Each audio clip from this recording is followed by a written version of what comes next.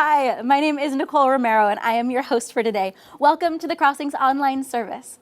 Today, we are wrapping up our 6-part series called Our Finest Hour.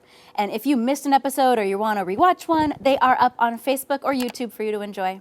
You know, throughout this series, we have seen lives change, new courses set, identities forged, families helped. This is the start of our finest hour as individuals and as a church. Especially if you've added in that finest hour guide, you know that when you add in small habits, big changes can happen. It has really been a powerful season at The Crossing. Now, there are 2 reasons you'd want to email info@thecrossing.com today.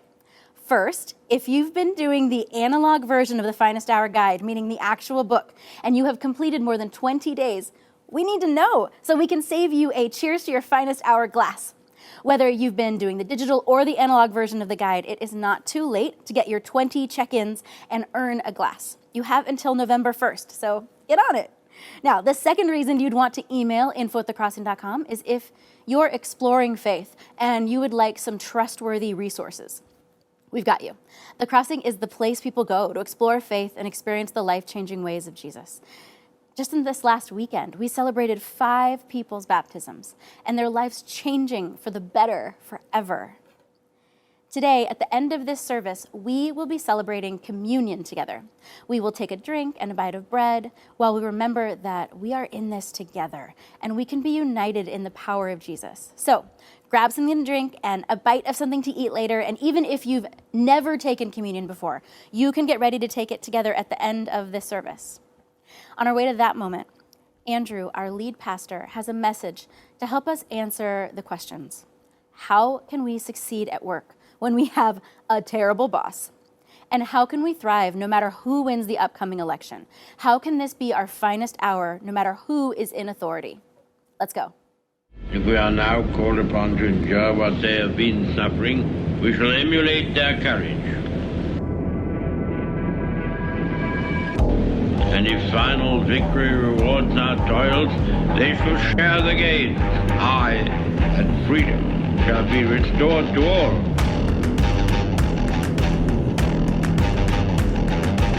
The whole fury and might of the enemy must very soon be turned on us. Let us, therefore, brace ourselves to our duties. So bear ourselves that if the British Empire and its Commonwealth last for 1,000 years, men will still say, this was their finest hour.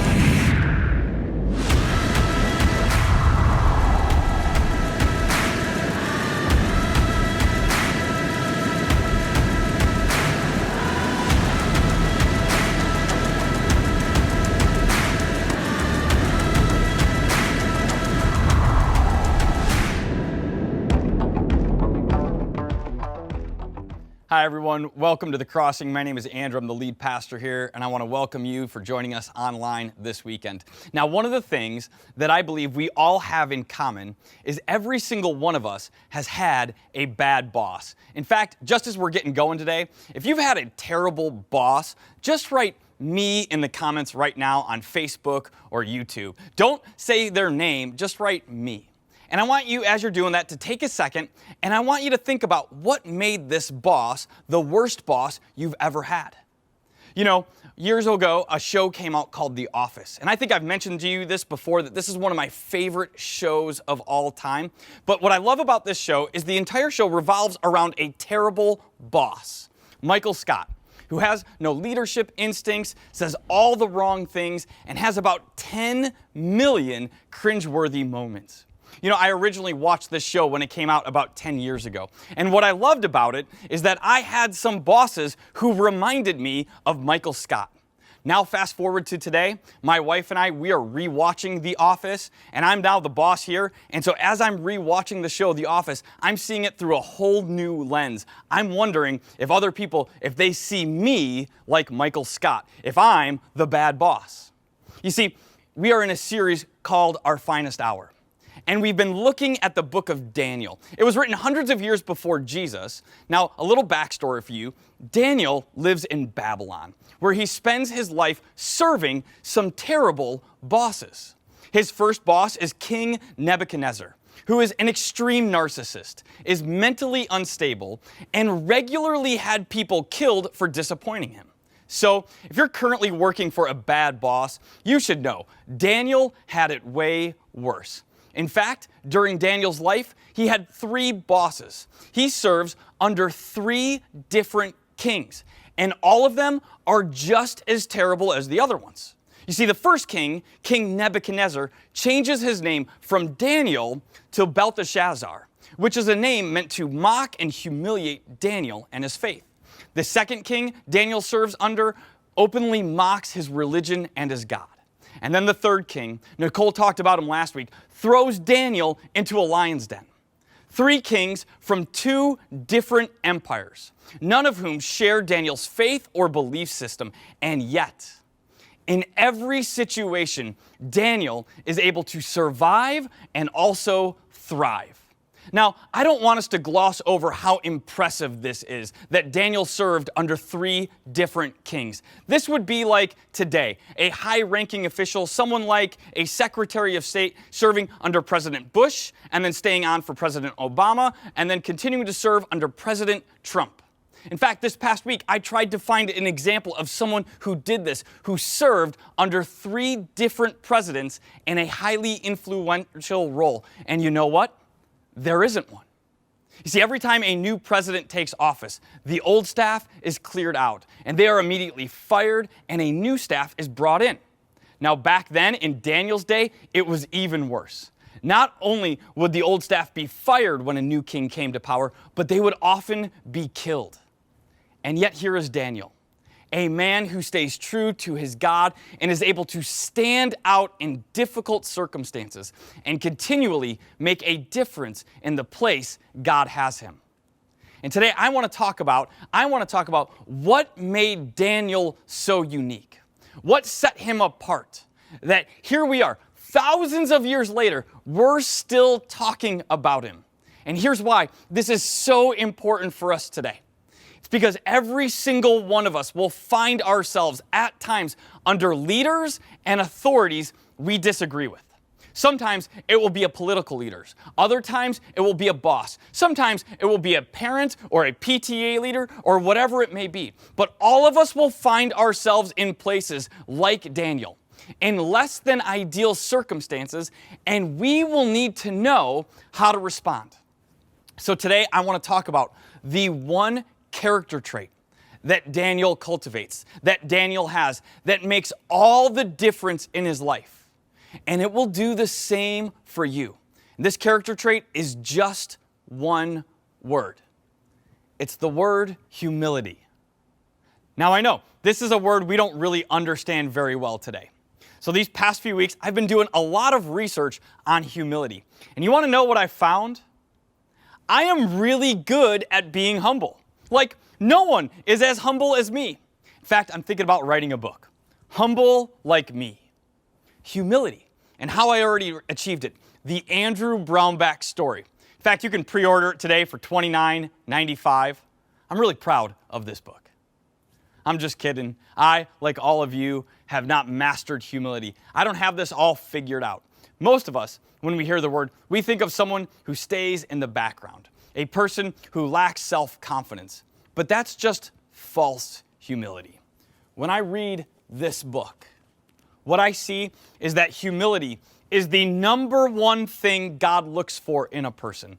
Humility is the defining character trait of Jesus, and it is the trait he wants to develop in you. In fact, there is this fascinating story in chapter 10 of Daniel. Daniel is praying, he's asking God to move, and in Daniel chapter 10, verse 12, a messenger comes to Daniel and says, "Since the first day that you set your mind to gain understanding and to humble yourself before your God, your words were heard, and I have come in response to them."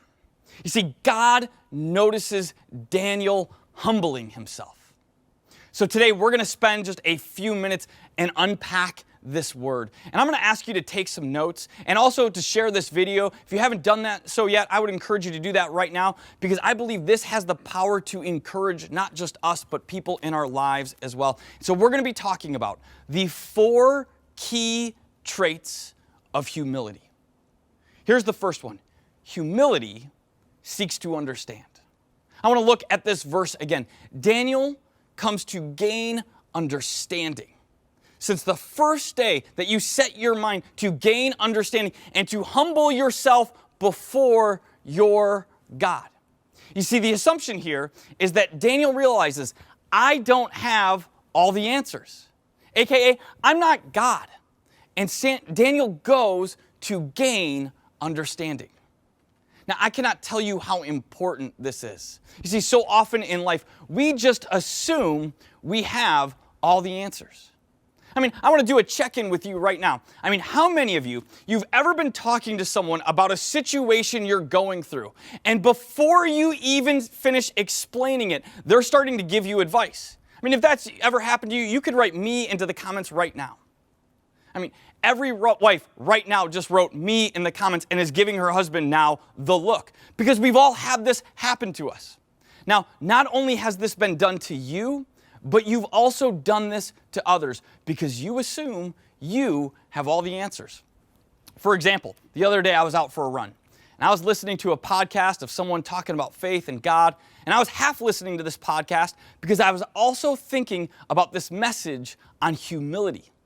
And I hit this corner, it's a residential street, and to my left I see this car that has just pulled up to the stop sign, and so we're arriving at this intersection at about the same time.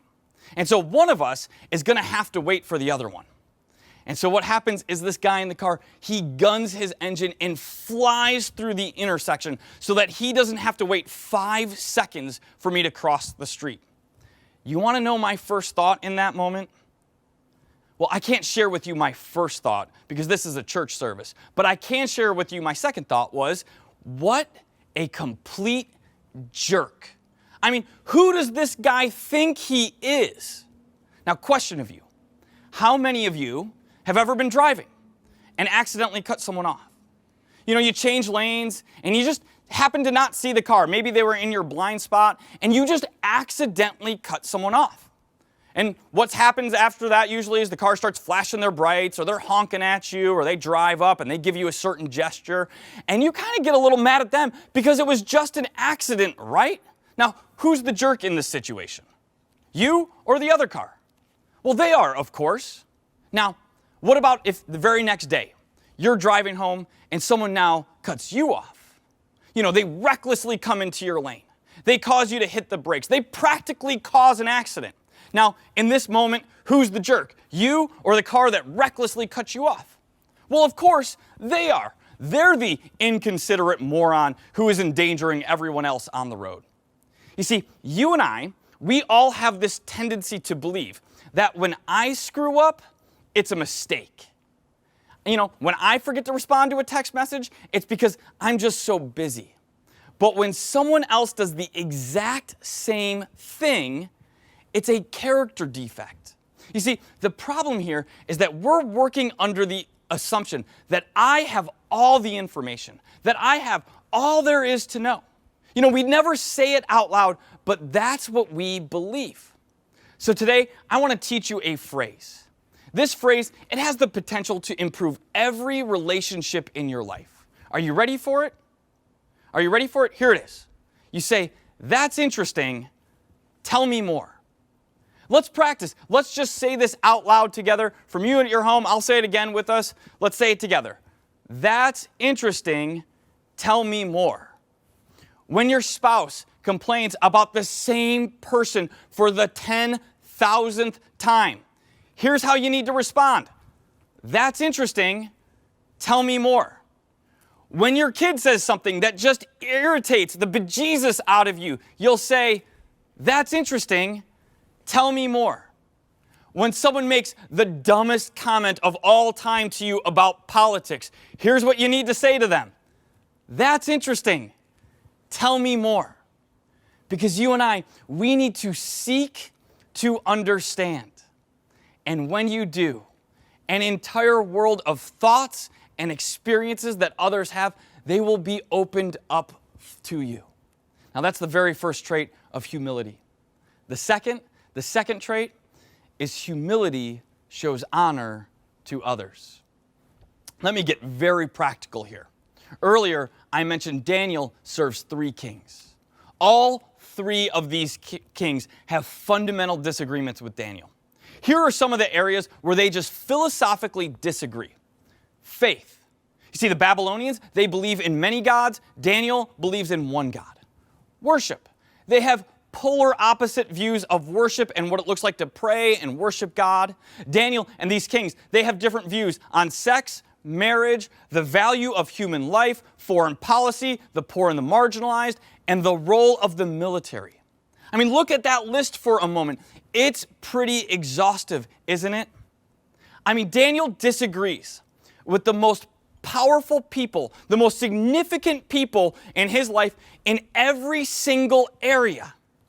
And yet, Daniel continues to honor the people God has placed over him. Now, what does that mean? First, it does not mean that Daniel blindly obeys. You see, Daniel's allegiance is always to God first. It's why he is thrown into a lion's den. It's why his friends are thrown into a furnace, because they refuse to compromise their faith, no matter the cost. But no persecution, no person can stop Daniel from showing honor to those in leadership.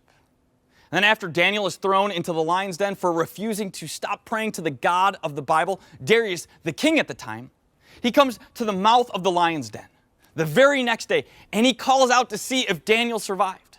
Daniel 6:21 says, Daniel answered, "May the king live forever. My God sent his angel, and he shut the mouths of the lions. They have not hurt me, because I was found innocent in his sight. Nor have I ever done any wrong before you, your majesty." Daniel is incredibly gracious to the guy who just had him thrown into the lion's den for simply praying. I mean, if it were me, I probably would have been pretty ticked at Darius.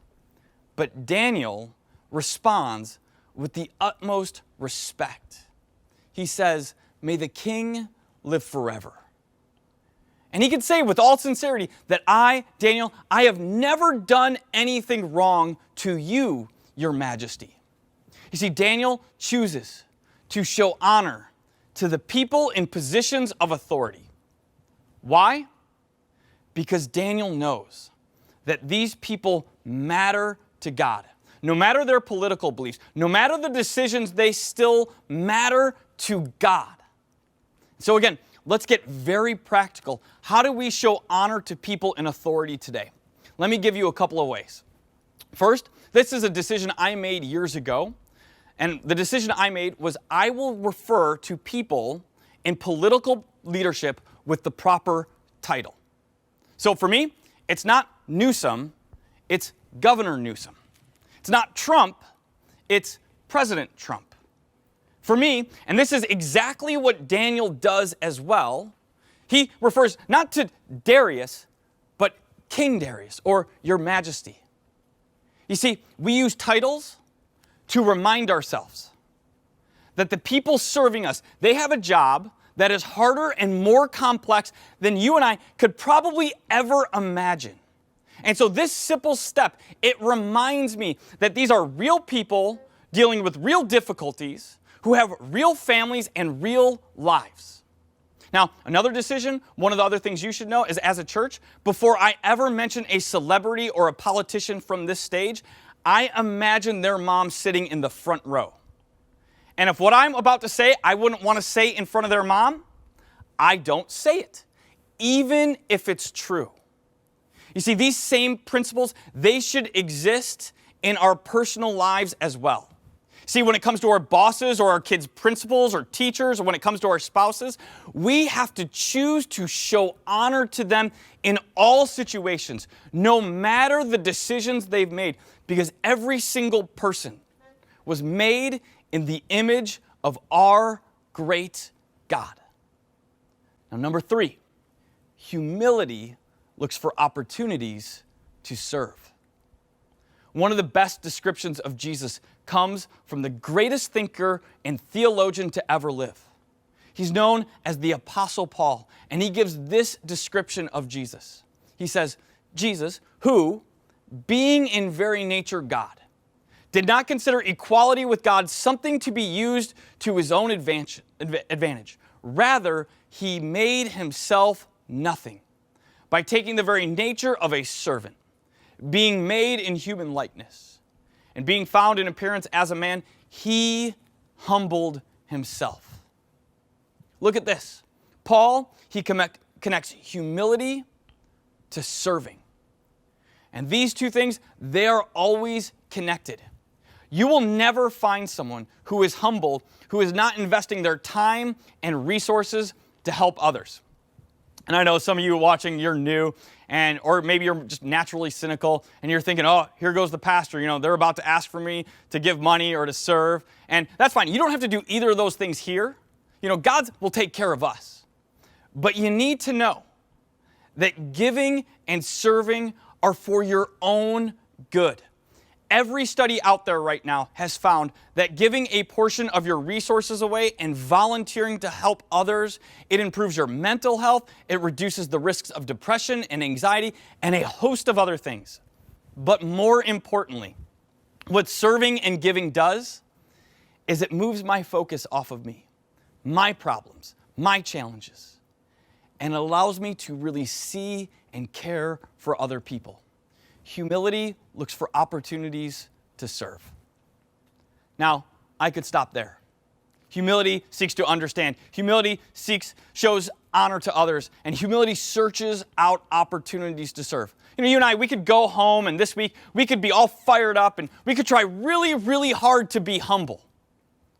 And that effort would last until tomorrow morning, maybe. So there is one more trait of humility that I want to share with you. And this one by far is the most important. In fact, if you don't get this one, nothing else you do matters. I hope you're ready to write this one down.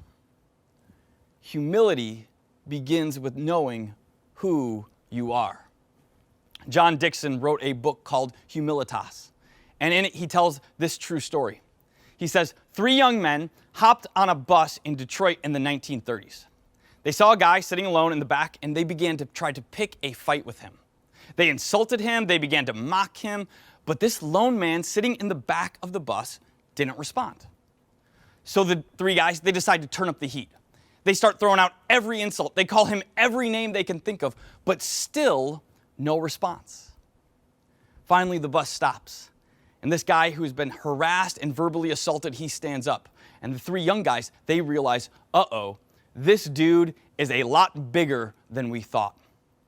This guy stands up, and without a word, he hands one of the 3 young guys a business card and then calmly walks off the bus and goes about his day. Well, these 3 guys, they immediately crowd around the business card. They flip it over, and it just says, Joe Louis, boxer. Joe Louis, arguably the greatest boxer to ever live. He was heavyweight champion of the world for most of the 1930s. They say he could punch so hard he could knock out a horse. Now, what I love about this story, what I love is that Joe Louis, he knew who he was. He didn't have to get up and prove it to these 3 guys. He already knew. I'm Joe Louis, heavyweight champion of the world. You see, today, way too many of us, we are going through life and we're trying to make a name for ourselves. Way too many of us go through life trying to prove who we are, and we miss what God has already said about us. 2 Corinthians 5:17 says, anyone who belongs to Christ has become a new person. The old is gone, a new life has begun. Isaiah 43:4, God says, you are precious and honored in my sight. Are you wrestling with fear right now? God says, for the Spirit God gave us does not make us timid, but gives us power, love, and self-discipline. And then one of my favorites, 1 John 3:1. See what great love the Father has lavished on us, that we should be called children of God. That God calls us His children is simply incredible. In fact, one of the things I love about this season of life I'm in with my kids right now is that every weekend when they show up on this campus, they'll get to the elevator and they will search the whole plaza for me as they're coming down on the elevator. And when it hits the bottom and the doors open, they will immediately start running towards me. And in that moment when I see them, it does not matter what I'm doing. It doesn't matter who I'm talking to. It doesn't matter what's been going on the rest of my day. In that moment when I see them, I run towards them, I pick them up, I kiss them on the forehead, and I tell them how loved and how special they are to me.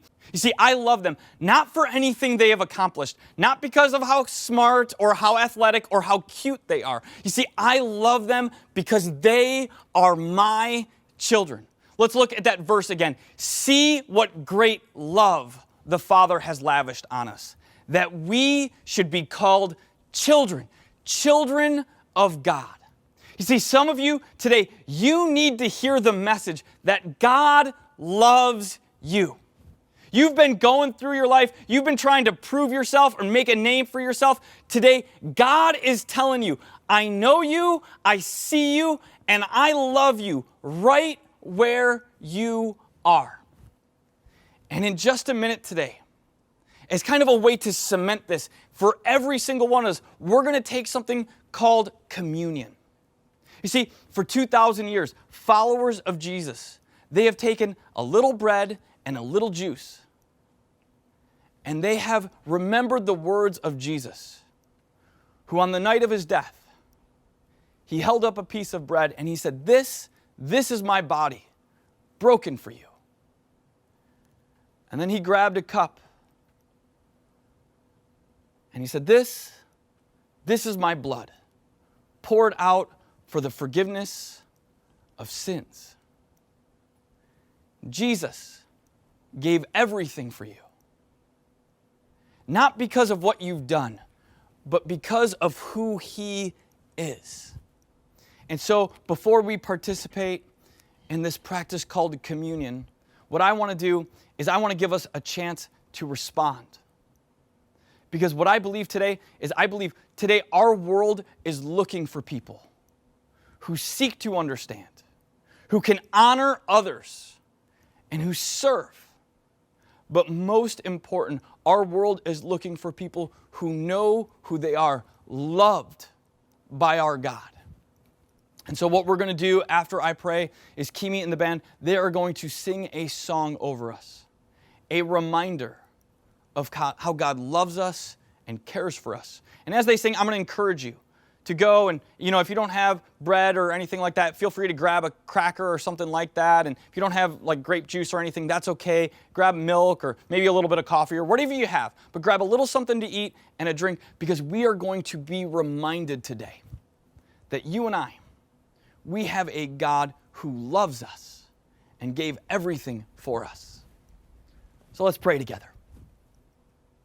So God, we come before you today. And God, we say thank you. Thank you for being such a good and gracious God. And God, today we gather and we realize that all of us are imperfect. All of us have made mistakes. All of us have gone through our lives at times believing, I have the answers. And today, God, I ask you to speak to each and every one of us. God, challenge us and convict us. And now, right now, I want to pray specifically for some of you who, for the very first time, you recognize that you've been going through your life trying to prove yourself to others, to your family, to friends, to your boss, whoever it may be.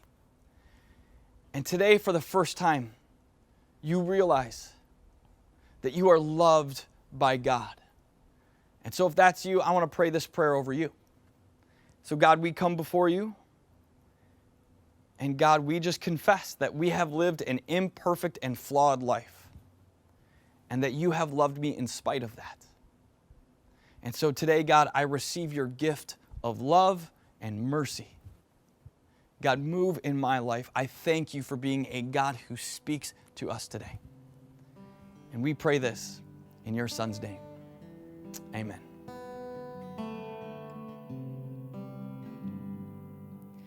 Let the King of my heart be the mountain where I run, the fountain I drink from. Oh, he is my song.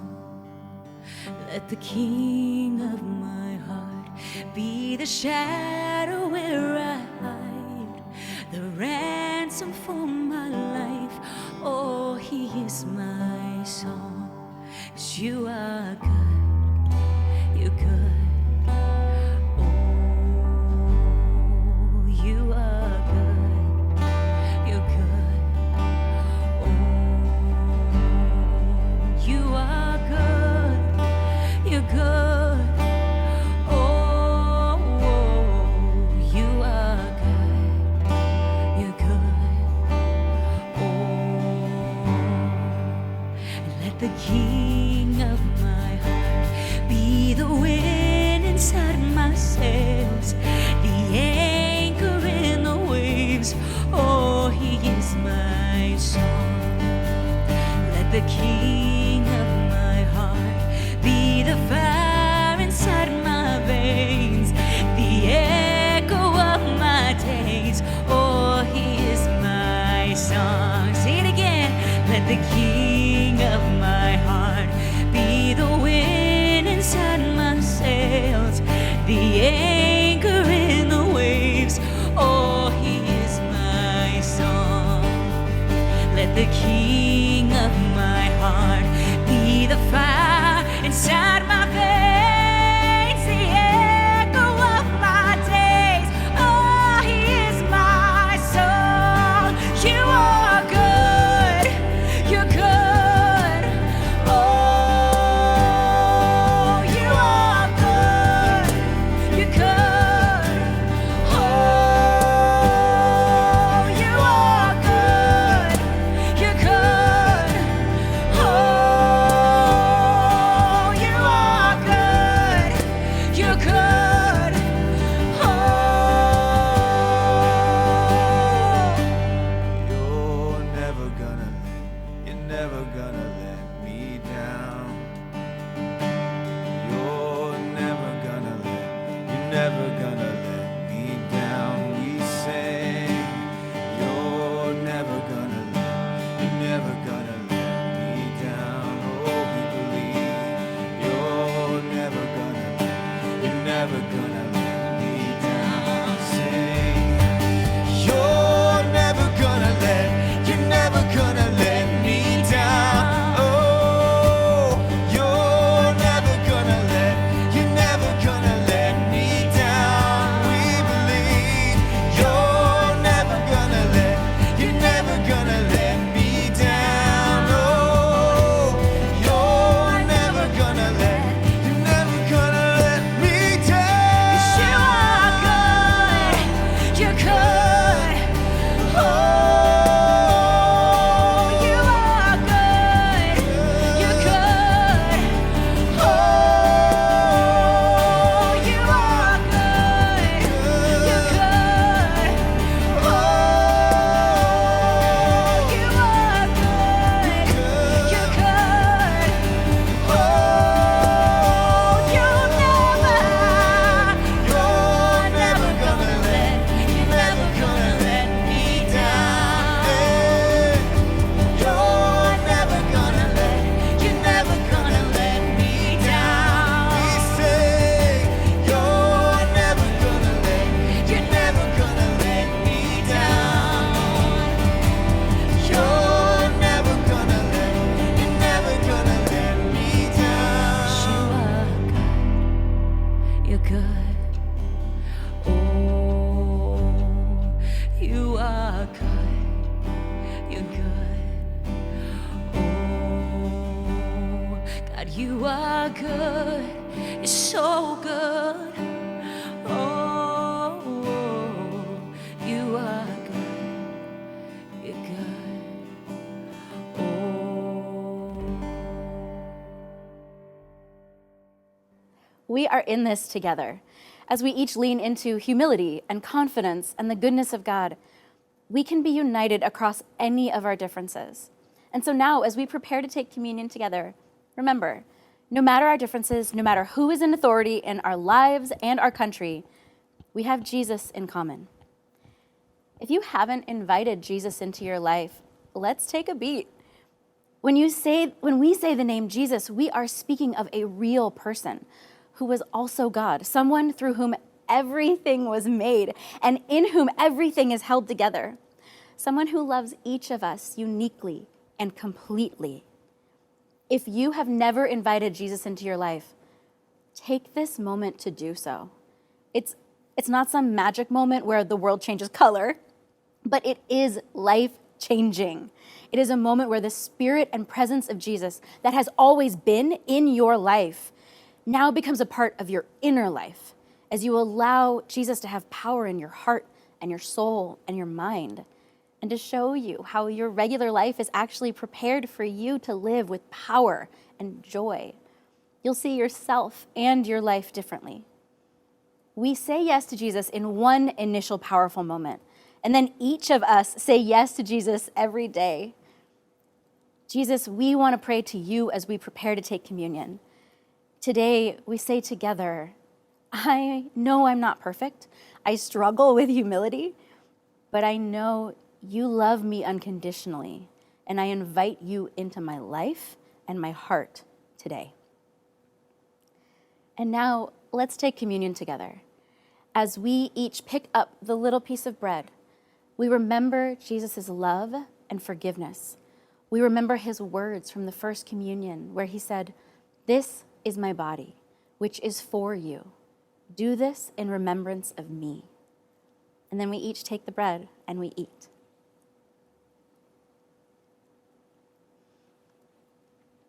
We do this and remember your sacrifice and love, Jesus, that you died for us so that we would always have access to your love. And then as we each pick up the drink that we have prepared, we remember how Jesus took the cup, saying, "This cup is the new covenant in my blood. Do this whenever you drink it in remembrance of me. For whenever you eat this bread and drink this cup, you proclaim the Lord's death until he comes." And together we drink.